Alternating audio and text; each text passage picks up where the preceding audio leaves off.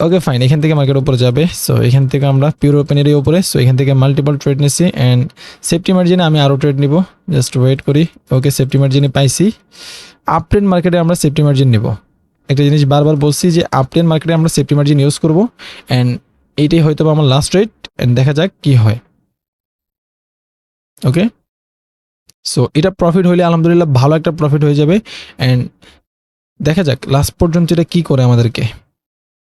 So নিচে ট্রেডগুলো নিয়ে risk নাই বললেই চলে, কারণ উইক ছাড়বে মার্কেট। ওকে, রেড ক্যান্ডেল বানালেও মার্কেট উইক ছাড়ার সম্ভাবনা খুব হাই। দেখা যাক লাস্ট পর্যন্ত কি করে market. Okay, last 5 second, 4, 3, okay good. So মোটামুটি সবগুলো ট্রেডই প্রফিট অ্যান্ড আমাদের টিপি যা ছিল কথা তার ডাবল হয়ে গেছে। আজকে তার ট্রেড নেওয়ার কথাই না, ঠিক আছে। অ্যান্ড একটা জিনিস বুঝেন আপনি, আমি এত হাই রিস্ক নিছি বিকজ আমার যে ব্যালেন্সটা, এটা আমার স্টপ লস, আমি বারবার বলি